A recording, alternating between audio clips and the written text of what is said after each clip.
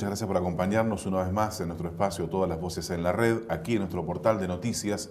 Como siempre, rescatando historias, conociendo más personajes que tienen que ver con, bueno, con la vida cotidiana de nuestra comunidad. Así que vamos a recibir a nuestro próximo invitado. Y antes quiero agradecer también, por supuesto, a los amigos de Hotel Robert, que siempre nos permiten estar aquí, auspician nuestro espacio, a los amigos de Hotel Robert, decía, y también a Agustino, por supuesto, con todas las prendas de vestir aquí en Caleta Olivia, marcando tendencia. Ha llegado Agustino con su exclusivo local en nuestra ciudad, aquí en la avenida San Martín. Así que junto con estos agradecimientos también agradecemos a nuestro invitado, a Néstor Subeldía, el párroco de nuestra ciudad, al padre Néstor Subeldía. ¿Cómo le va, padre? Muy bien, un gusto. ¿Cómo está? ¿Todo bien? Me siento un advenedizo en estas entrevistas porque las voy siguiendo y veo que son gente de larga data en la ciudad y yo soy un nuevo, ¿no? Un nuevito en Caleta Olivia. Bueno, arranquemos por ahí.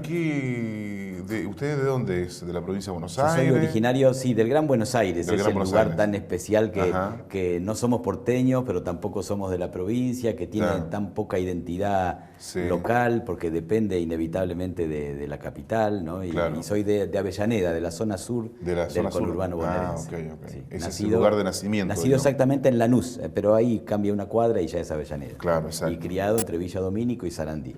Bien específico el dato entonces. ¿Y te formaste como sacerdote dónde? ¿En qué seminario? ¿En la misma provincia de Buenos Aires? Sí, siempre entre La Plata y Buenos Aires y el Gran Buenos Aires, siempre en casas de formación salesiana, ¿no? Está bien, salesiano. Exacto. ¿Fuiste a colegio salesiano también como estudiante? No. Mis padres siempre quisieron que fuera escuela pública y mixta, así que fui primario y secundario a las escuelas públicas de Sarandí y de Avellaneda, y terminando el secundario, porque justamente durante los años del secundario participé en los exploradores de Don Bosco, en la capilla de los salesianos de mi barrio.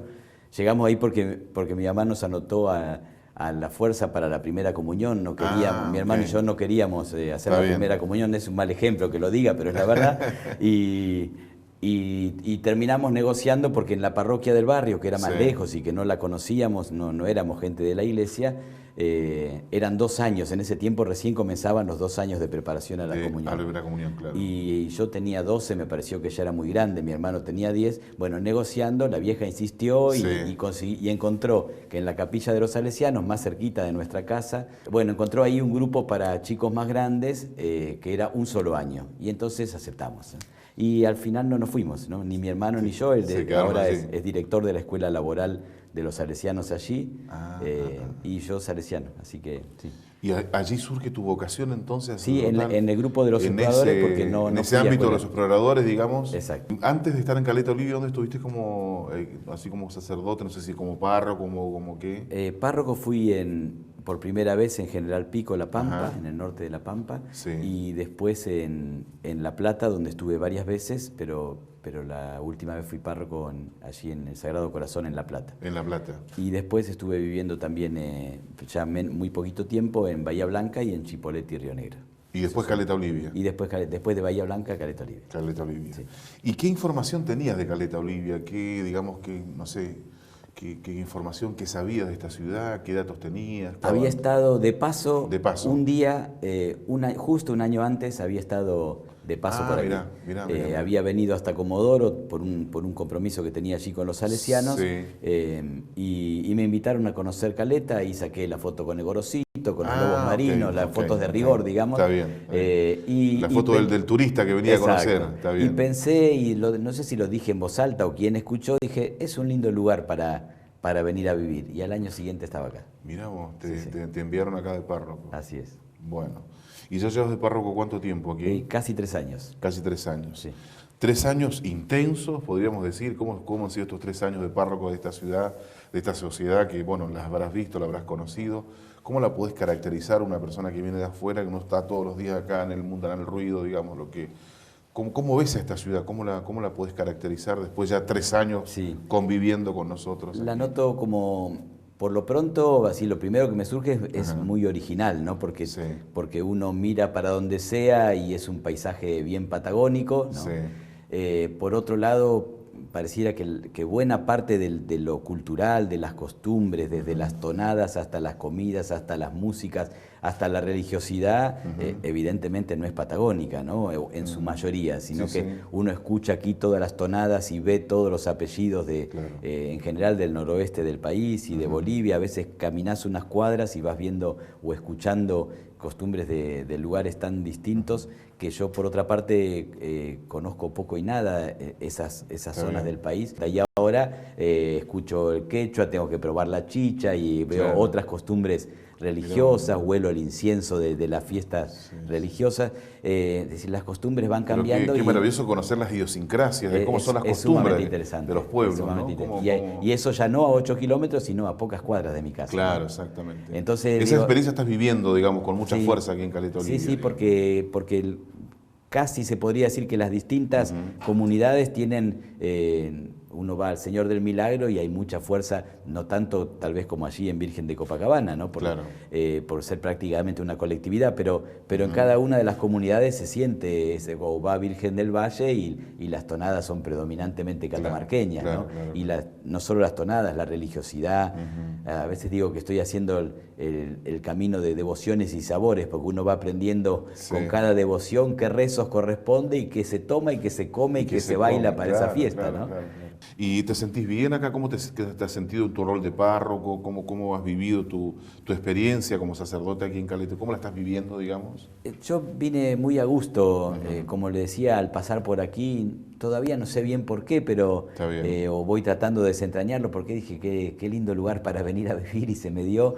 Y bueno, lo dije ni bien llegué, que venía contento y sigo contento aquí, ¿no? Con las cosas que se van presentando, que se van dando, a veces porque uno se las busca, otras veces porque vienen. Porque aparecen. Cada año es bastante distinto al anterior, ¿no? Con una actividad intensa, la parroquia coincide todavía con la ciudad y por lo tanto hace que en una ciudad de 70.000 habitantes, una única parroquia, es una vida muy intensa. Pensando, por ejemplo, que Río Gallegos tiene 10 parroquias ya, ¿no?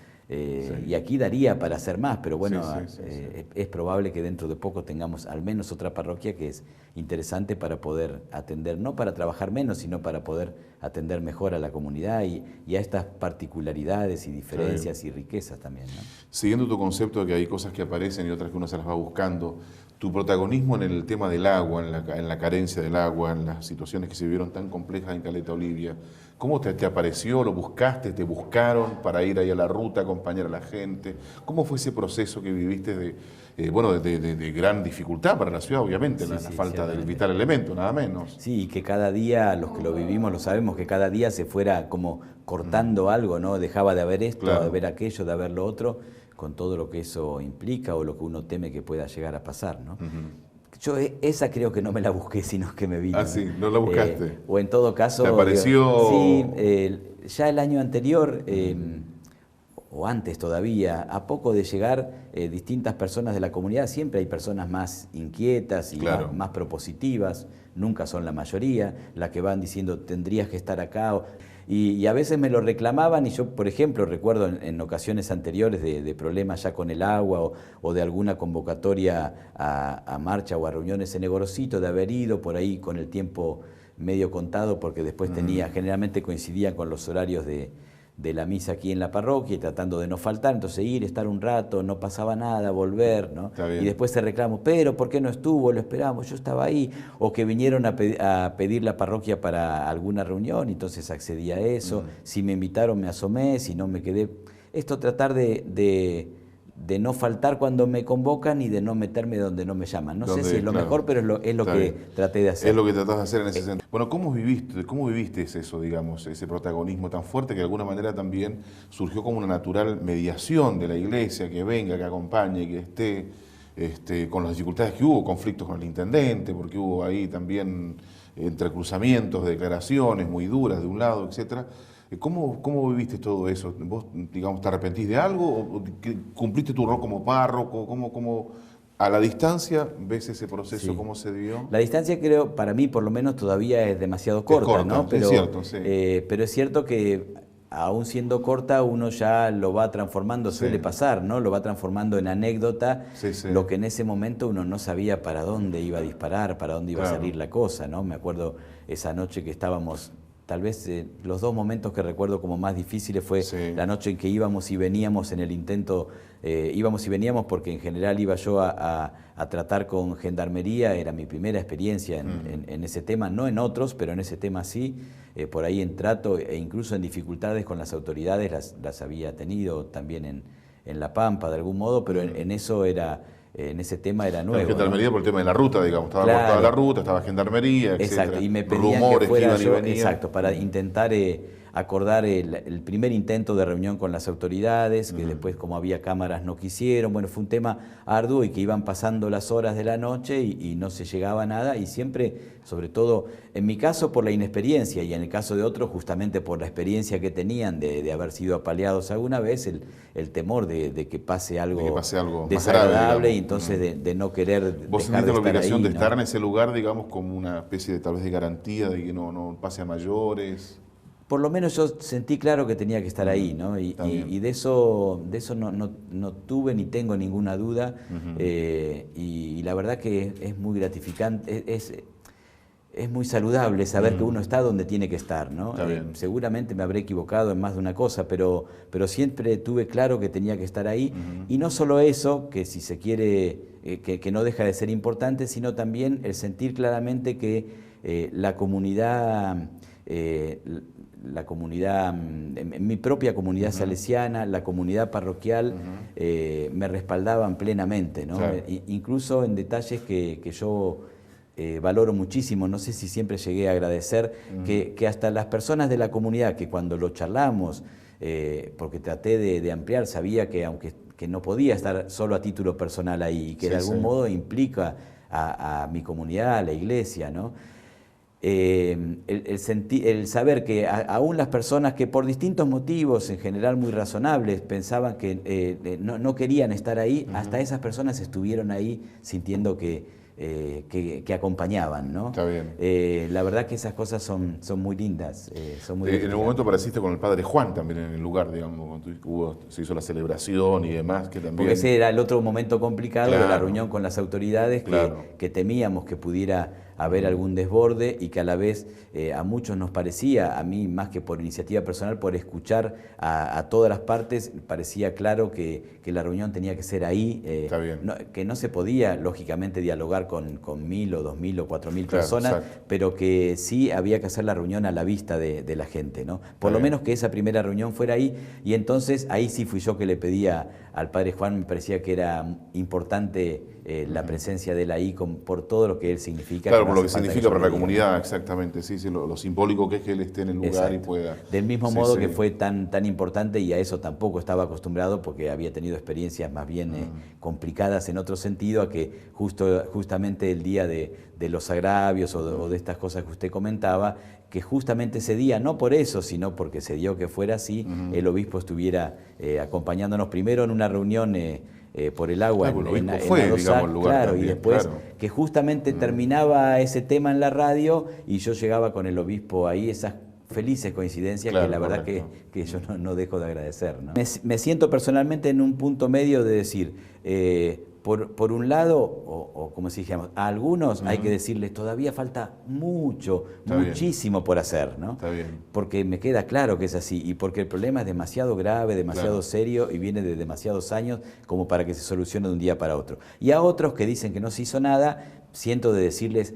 Es mucho lo que ya se hizo, ¿no? Exacto, lo que pasa es que en un momento uno quiere acentuar una cosa y en otro... Porque algunos dicen, no se hizo nada, no vale la pena todo lo que se hizo porque al final nunca nada cambia. Yo no creo que sea así. Y otros dicen, ya está, ya falta poquito. No, tampoco eso. Entonces siento, no sé si en un punto medio, pero que no estoy ni en una postura ni en la Buscando otra. cierto equilibrio, digamos. Sí, tal vez depende del tema. Si uno dice, bueno, ya está, se termina el acueducto. No, sabemos que el acueducto es un paliativo, aún el nuevo acueducto, porque la problemática, digamos, claro, es más amplia y hace falta algo más a largo plazo que esto. Seguro. Y para quien dice no se hizo nada, no, hay muchas cosas que ya se lograron, no solo en kilómetros de acueducto, sino también en que las autoridades, aunque sea un poquito, vayan asumiendo su responsabilidad en esto, que hayan en algún caso al menos pedido perdón, en otro ver la necesidad de informar con más puntualidad a la población, de mentir un poco menos, porque si no, yo lo comenté en ese primer encuentro que tuvimos con esa primera reunión con el intendente, el vicegobernador, en los primeros días de la crisis en la que fui convocado. Para mí la crisis más seria no era en ese momento la falta de agua, ni el corte de ruta, ni la falta de agua, sino la falta de confianza. Eso me parece que es gravísimo en una comunidad. Había un quiebre muy fuerte de confianza, claro. Y creo que motivado, es decir, demasiada mentira, demasiada corrupción, hacen que finalmente se llegue a desconfiar, ¿no? ¿Cómo ves hoy a la iglesia nuestra como comunidad cristiana? ¿Qué es lo que le falta? ¿Qué te gustaría como párroco que se den? ¿Qué instancias faltan? No sé si en la juventud, en los más grandes, en los más pequeños, en su catequesis, en sus grupos juveniles, no sé, qué instancias hay que fortalecer en la iglesia en Caleta Olivia, pensando también en la realidad de todo lo que nos está pasando. Tenemos mucha violencia en la ciudad, chicos, que 2 por 3 tenemos chicos internados por disparos de arma de fuego, apuñalados, una situación muy compleja de violencia. ¿Qué rol puede jugar la iglesia en todo esto, en su misión en la comunidad, pensando en aquello que tal vez falta por hacer o aquello que hay que fortalecer? En cuanto a esto último, me parece, intentando ser sintético, que lo que siempre menciona el Papa Francisco de la cultura del encuentro, de la cultura del diálogo, son sin duda, igual que cuando habla de los puntos más débiles, que son los más jóvenes y los mayores, claro. Sin duda que son acentuaciones que tendremos que tener muy en cuenta, no solo porque es el Papa, sino porque nos conoce de cerca.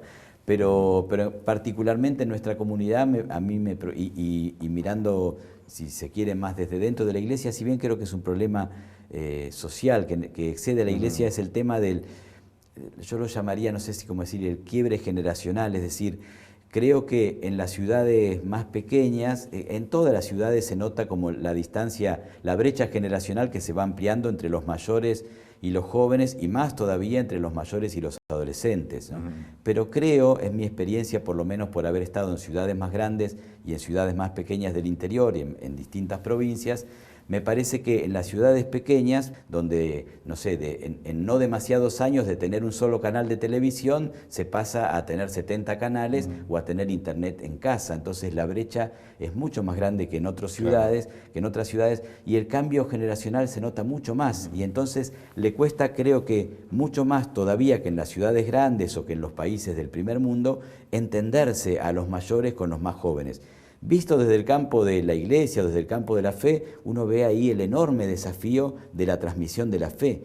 Lo noto, por ejemplo, en lo difícil que es comunicarse a la vez, en mi caso, con adultos mayores, con adultos medianos y con adolescentes. Son como idiomas distintos. Mundos distintos. Son mundos distintos, ¿no? Ni que hablar en lo religioso, pero aún en lo social, en lo cultural. Pero la iglesia igual, digamos, vive de alguna manera inserta en ese proceso que vos describís. Sin duda, pero yo creo que ese quiebre se nota especialmente, por ejemplo, en el campo de la transmisión de la fe. Si yo respondo a las inquietudes, como párroco, trato de responder a las inquietudes de la fe de los mayores, me distancio cada vez más de la cultura juvenil, y no debería ser así. Pero ¿cómo se hace para estar en los dos lados a la vez? Es un desafío enorme, digamos. Es enorme desafío y que, insisto, creo que en ciudades pequeñas se nota mucho más, se hace mucho más difícil que en las ciudades más grandes, porque esa brecha se nota más, lo notan las familias y se nota también en las comunidades de fe. Bueno, Néstor, muchas gracias por estos minutos, haber conocido algo más de nuestro párroco, su mensaje, su palabra, cómo nos ve, cómo ve esta sociedad de la que nosotros convivimos cotidianamente hace muchos años, pero que él es casi un recién llegado, 3 añitos acá, pero bueno, ha tenido también una inserción importante en esta comunidad. Así que muchas gracias, estamos en contacto, que tengas buena jornada. Muchas gracias. Gracias a usted. Señores, todas las voces en la red, en nuestro portal de noticias, vocesapuntes.com, la palabra, entonces también la palabra y la voz de nuestro párroco Néstor Suero.